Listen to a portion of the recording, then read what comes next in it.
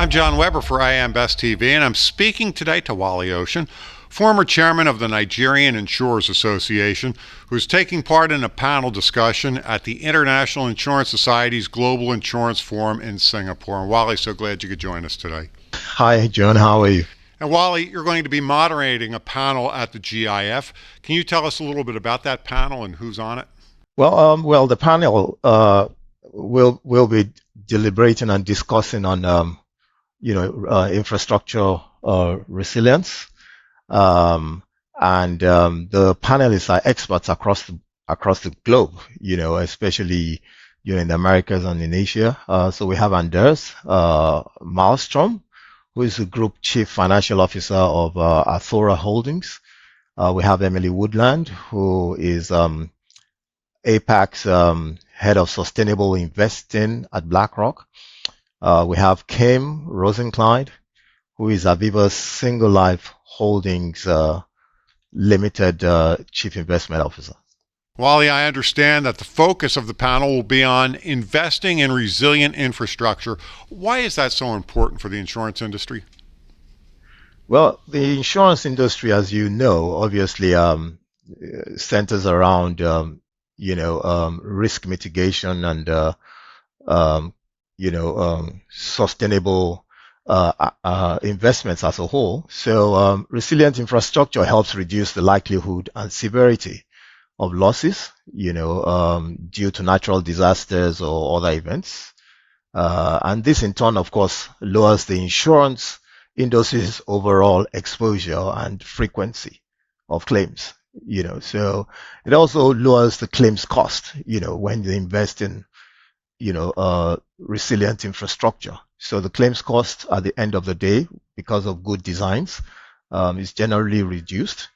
And from a sustainability perspective, resilient infrastructure then aligns with sustainable principles, because insurance companies are increasingly recognizing the fact that, it's the importance of sustainability and may offer incentives or lower premiums, for businesses and individuals that invest, in resilient, economic, eco-friendly infrastructure. Do you think that sort of investment is even more critical in emerging market economies? Well, I do think so, because, the emerging economies obviously, suffer from resilient infrastructure, if you want to put it that way. There's a lot that still needs to be done, in terms of investing in these areas, be it in the area of communications, in the area of transportation, water, energy in particular. So it's quite important. Wole, how does the insurance industry assess the risk associated with investing in resilient infrastructure?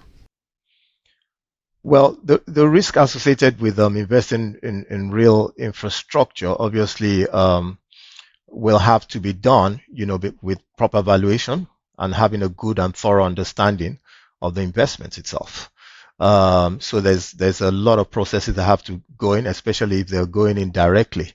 It's sometimes easier when you're going through, you're investing in a private equity fund that's that way inclined, that's focused on infrastructure investments. So investing in it directly would require it's riskier and it requires knowledge of the space. Resilient infrastructure investments often involve long-term commitments. How do insurance companies navigate the challenges of long-term investment horizons while managing their short-term obligations to policyholders? Well, you want to match your assets and liabilities. So insurance companies, especially the life businesses, do have long-dated funds. And as a matter of fact, they're looking for long-dated assets to invest in. So there's a good match, when you're looking at investments that are coming out of annuities or pension funds. There's a good match in that regard for infrastructure funds. And where it is short dated, the good thing about that market in private assets now is that you do have a secondary market. so which is able to create the liquidity that is required for the shorter tenured investments. So there shouldn't be a problem, in creating that liquidity to meet up with obligations for the shorter tenured investments. In what ways can insurance companies collaborate with governments and other stakeholders to promote and support the development of resilient infrastructure projects?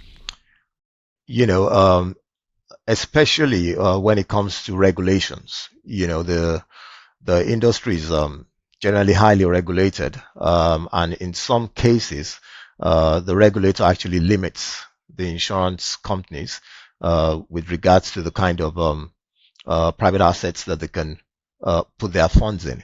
And I think that a proper engagement, with government and with the regulators, letting them understand the benefits of investing in this line of business, apart from the returns on investments that's higher than on public assets, will go a long way. And I think it's something that can be done.